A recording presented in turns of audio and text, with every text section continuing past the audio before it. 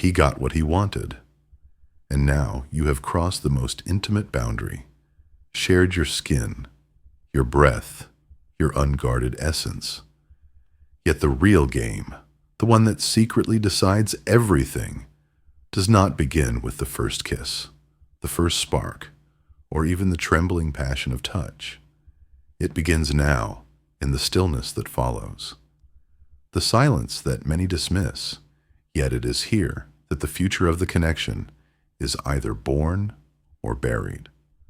Most women believe the decisive moment is hidden in the chemistry, the conversation, or the way his eyes linger when desire burns. But that is the great illusion. The truth is more fragile, more fleeting. The moment that defines whether you will live in his memory as a forever or as a one-night shadow unfolds within a span so small it almost goes unnoticed. Barely 10 minutes.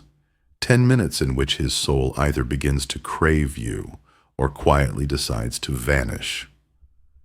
What is he thinking as his breath slows down? Is he holding onto the sweetness of what just happened, or is he already rehearsing excuses to slip away with the sunrise? Will you live inside his chest as a feeling he cannot shake, or will you become just another story, told half-heartedly to his friends? The shocking reality is this: the outcome does not depend on him. It depends entirely on you. Those 10 minutes after intimacy are not neutral. They are a battlefield, an emotional crossroads, either the door to his heart or the exit sign that will erase you. You are standing in the raw epicenter of human vulnerability. His armor has dropped, and so has yours. The masks you both wear in daylight, strength, pride, composure, have dissolved. And in that stillness your mind begins its silent battle. Should you hold him close, or will that feel like too much? Should you speak, and if so, what words will not ruin the fragile magic? Or should you stay completely quiet? Every second stretches heavier, the silence thick with unspoken questions. We spend endless hours learning how to seduce, how to attract, how to be desired. We polish the performance, master the art of drawing him in, but we ignore the final chapter, the one that determines if all of that mattered at all. Because the real question is never about how good the sex was. That was only the trigger. The true question, the one that carves the path toward devotion or disappearance, is what happens inside his nervous system in the quiet afterward. Here lies the secret most people never even think to ask. Which emotional switch is his mind about to flip in those 10 minutes? And that answer is not written in his logic, not decided by his plans, but formed in the invisible code of silence, in the unspoken story your presence tells. Forget his calm exterior for a moment. Forget the steady breath, the stillness of his face. Inside him, a revolution is taking place.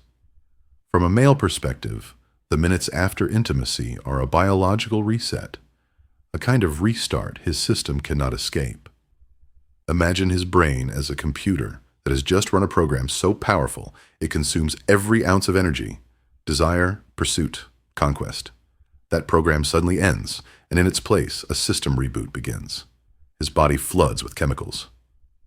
Oxytocin, the bonding hormone, makes him open, softer, ready for connection. Prolactin, the hormone of satiety, tells him to rest, relax, surrender.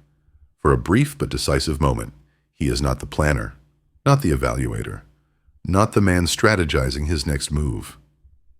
His rational mind has gone quiet.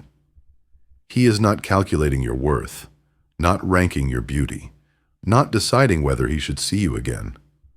For the first time in the entire encounter, he stops thinking and starts feeling. And now comes the paradox that decides everything.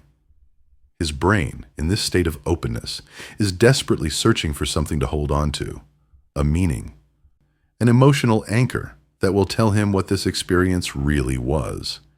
He does not choose it consciously. It happens beneath thought, beneath words. The anchor is formed by your silence, by the energy your body radiates, by the invisible music of your presence. If what you radiate is insecurity, doubt, or hidden neediness, his anchor will be pressure. He will feel trapped, instinctively searching for escape. If you radiate indifference or coldness, his anchor will be emptiness. He will store the experience as nothing more than a physical transaction. But if you radiate calmness, warmth, and silent safety, then something rare happens. His mind links the pleasure of desire with the peace of being. In that moment, you are no longer just the body he desired. You become the sanctuary he unconsciously longs to return to. This is why the silence after intimacy is not emptiness. It is the most powerful space in which a man's heart is written. And here lies the greatest paradox of love. A man does not fall in love with your beauty, your body, or even the way you make love. He falls in love with the way he feels about himself in your presence. That is why those 10 minutes matter more than any performance, more than any words you could say. In the stillness after passion, you are not simply his lover. You are the mirror in which he meets himself. And what he sees in that mirror decides everything. When his mind begins its quiet search for meaning, the question is not whether he desires you. Desire is easy, and desire is everywhere. The question is whether he finds peace in you. And this is the paradox that shapes a man's heart. Passion excites him, but peace keeps him. Passion is the fire that burns brightly, but peace is the hearth he will return to when the noise of the world becomes unbearable. Inside his system, the flood of oxytocin and prolactin is creating the rarest condition. His walls are down. He is not the strong provider, the calculating thinker, the man holding everything under control. He is, for a brief window, defenseless. In that defenselessness, he does not seek perfection. He seeks a signal. He asks unconsciously, "Am I safe here? Can I rest here? Does my soul expand in her presence, or does it shrink?"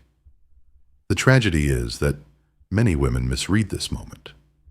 They see his closed eyes, his tired body, his silence, and believe he has already disconnected. They assume he has taken what he wanted and is gone, even as his mind is still desperately scanning for an anchor. And so instead of offering peace, they react with tension. They fidget. They check their phones. They begin to wonder, did he like it?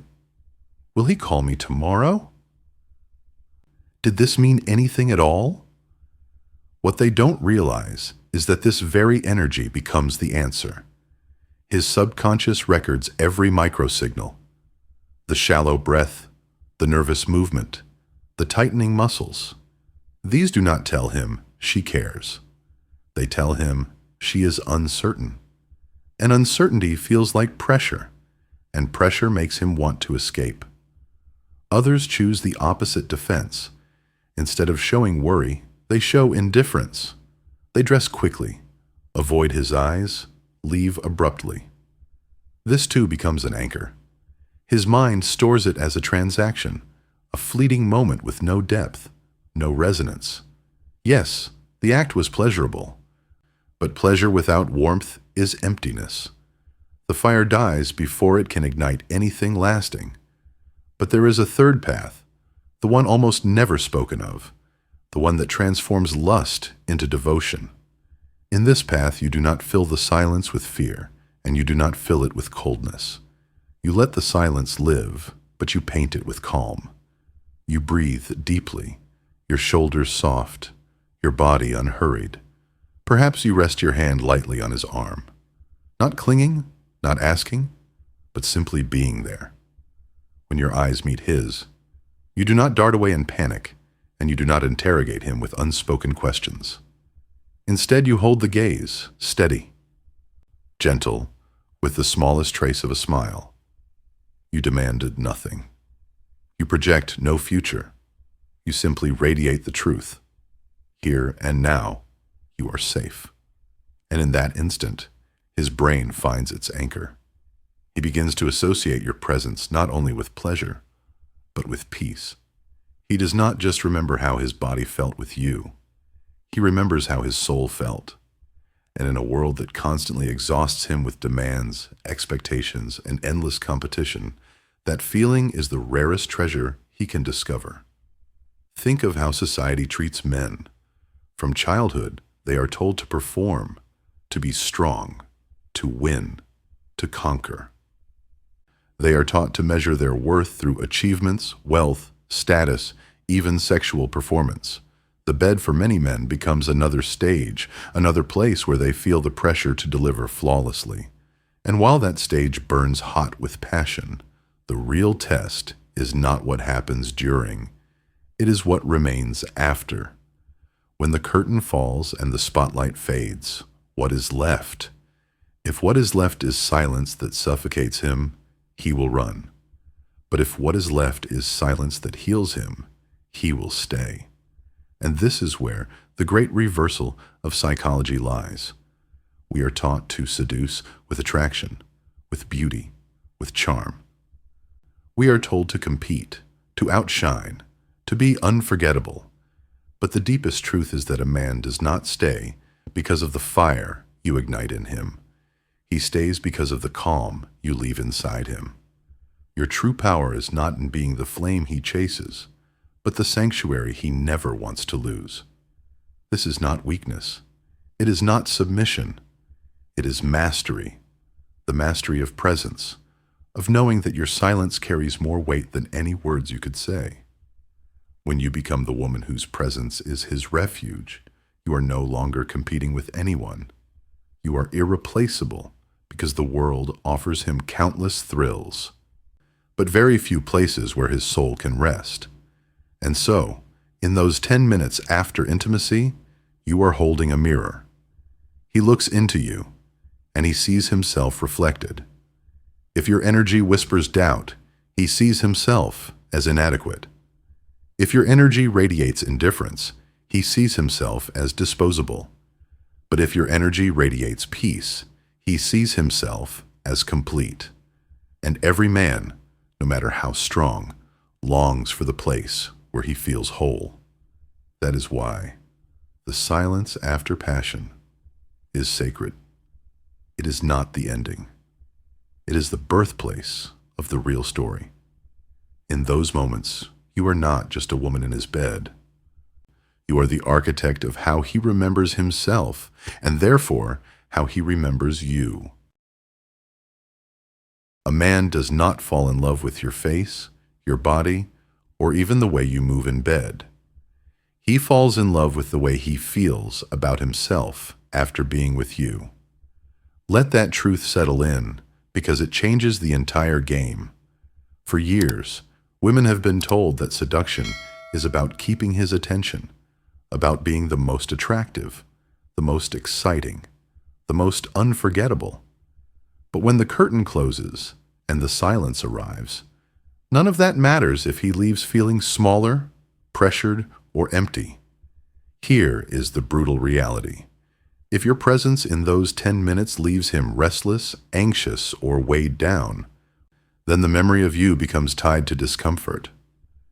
Not because you weren't beautiful, not because the passion wasn't real, but because in the mirror of your silence, he saw his own inadequacy reflected back. That echo, with her, I feel small, is poison to the male psyche. He may still desire you, but desire without peace cannot last. But if, instead, he leaves those moments feeling stronger, calmer, more complete, then something extraordinary happens. He does not just remember the physical act. He remembers that with you he feels safe to be himself. He begins to crave not your body, but the version of himself that only emerges in your presence. That is what makes him addicted, not to lust, but to peace. Think about it. The world already exhausts him. At work, he is expected to compete. In society, he is told to perform. Even in his friendships, he feels the unspoken pressure to keep up. Everywhere he turns, he is measured by what he does, what he earns, how much he achieves. And then, at the end of it all, when he steps into intimacy, what does he hope to find? Not another judge, not another performance stage, not another set of expectations. He longs, perhaps unconsciously, for the one place where he can finally stop performing. If you become that place, you do not just capture his attention, you capture his soul. This is the essence of true feminine power, not the power that dominates or manipulates, but the power that heals, the ability to hold so much calm inside you that it spills into him, transforming his chaos into serenity. When he feels that, his body may rest, but his heart begins to awaken. He realizes that no one else has ever given him this kind of peace, and in that realization, desire evolves into loyalty. This is why the minutes after intimacy are not a test of your beauty, but of your presence. You do not need to say anything dramatic. You do not need to demand reassurance. Your gift is to let the silence speak for you, to allow your calmness to tell him everything his heart needs to hear. Your steady breathing becomes a signal. Here, you are safe. Here, you are accepted. Here, you are more than enough. And what is the result? He begins to associate you with the one thing the world denies him: unconditional rest. He may chase passion with many, but he will protect peace with only one, because passion excites, but peace sustains. He may desire countless women who stir his ego, but he will only devote himself to the one who nourishes his soul. This is why women who understand this secret often seem magnetic, without even trying. They are not louder, not more dramatic, not more dazzling than others. But when a man leaves their presence, he feels like a better version of himself. Stronger, calmer, more alive. And that feeling is addictive, because what man would not want to return to the place where he feels whole? Now look at the reversal hidden here. Society tells you to fight for his desire, to polish your body, to master the art of keeping him entertained. But real seduction does not happen when he is chasing you. Real seduction happens in the silence afterward, when his soul unconsciously asks, "Do I feel peace with her? Do I feel expanded or diminished? Do I feel free or do I feel trapped?" Those answers decide his heart, long before he even realizes it himself. So the question for you is not, did he enjoy it? The real question is, what kind of man did he become in those 10 minutes by my side? Did he leave feeling guilty, pressured, and small? Or did he leave feeling calm, safe, and whole? Because that answer will shape not only how he remembers the night, but how he remembers you. And here lies the profound irony.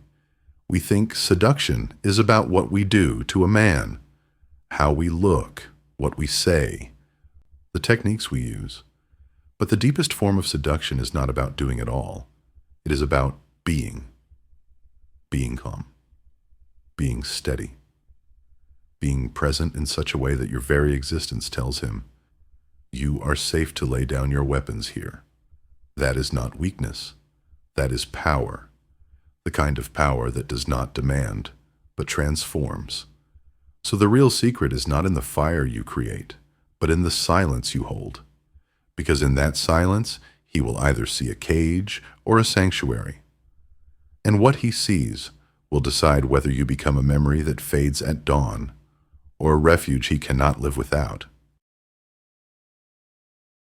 We have walked through the silence that follows passion, the fragile 10 minutes that secretly decide everything. But now comes the final question. What does this really mean for you, for him, and for the very idea of love itself? Because if you take away only one truth, let it be this: True seduction is not born in noise, but in stillness. Not in the fireworks of desire, but in the quiet flame that endures when desire fades. Our culture has twisted the meaning of seduction into a game of masks and tricks. It tells you to compete for his attention, to outshine the rest, to perform endlessly, so that he chooses you over someone else. But this race is exhausting, and worse, it is built on illusions. Fireworks are beautiful, yes, but they burn fast and vanish, leaving only smoke. And no matter how bright your light, there will always be another firework to compete with tomorrow. But imagine instead becoming not the firework, but the fire in the hearth. Not the dazzling explosion that fades, but the steady warmth that lights his world when the night is cold.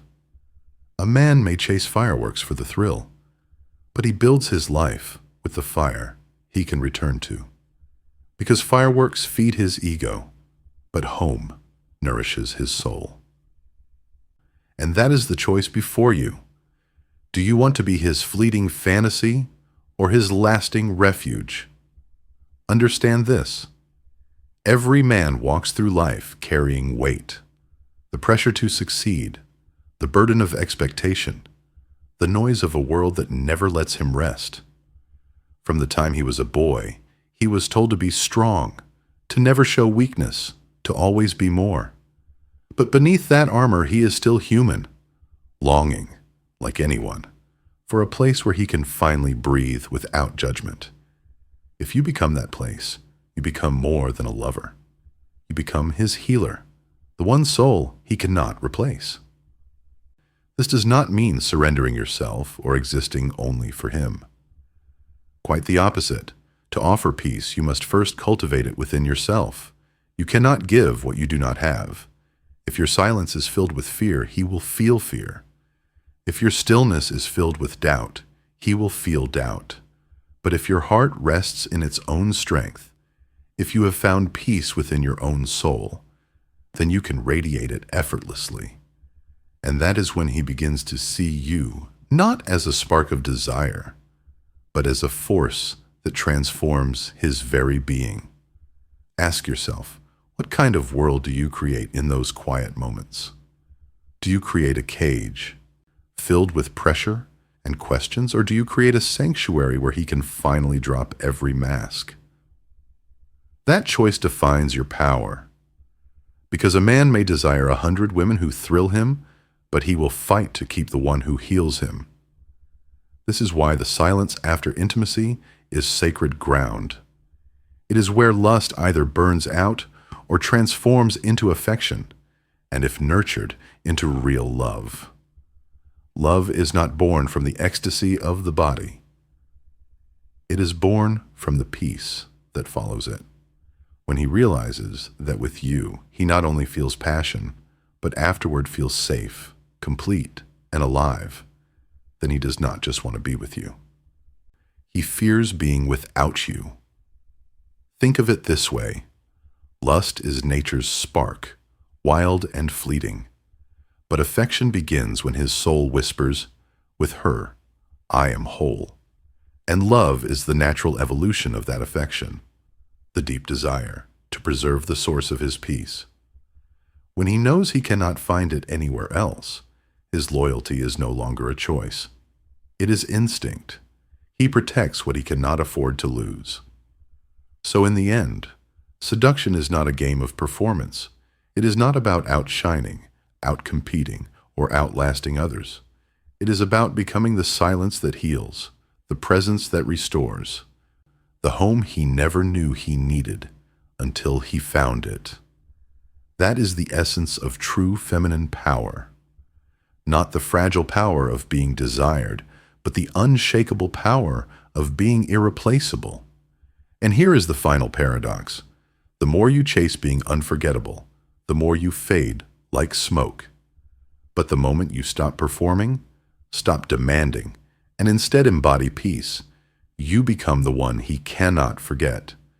Because you do not just give him pleasure, you give him back himself.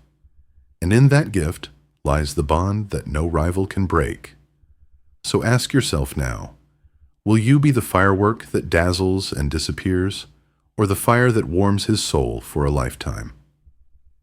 Will you be the noise that excites him, or the silence that heals him?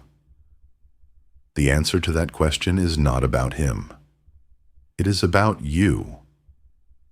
It is about the kind of woman you choose to become, not for his sake, but for your own. For when you find peace within, you do not just become magnetic to men, you become magnetic to life itself.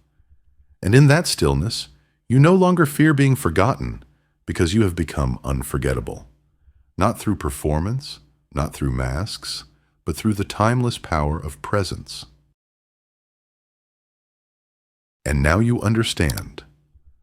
The real secret of seduction isn't in the moment of fire, but in the silence that follows. It isn't about proving your worth, but about embodying the peace that makes you unforgettable. Remember, passion can be found anywhere, but the rarest gift you can offer is the sanctuary of your presence. That is the power that transforms fleeting desire into a bond he will protect with his life. If these words resonated with you, don't let them fade into the background. Carry them with you. Apply them. And watch how not only your relationships, but your entire life begins to change. Here on Heartsync X, we are not chasing quick tips or shallow tricks. We are diving into the timeless psychology that awakens real love, real power, and real freedom within you. So if you're ready to step deeper into this journey, subscribe now and join a community of women who are learning to become not just desired, but unforgettable. Hit the like button if this touched your heart, and share it with someone who needs to hear this truth today. And always remember, the fire may attract him, but the silence that heals him is what will make him stay. Until next time, stay strong, stay radiant, and stay true to the peace within you.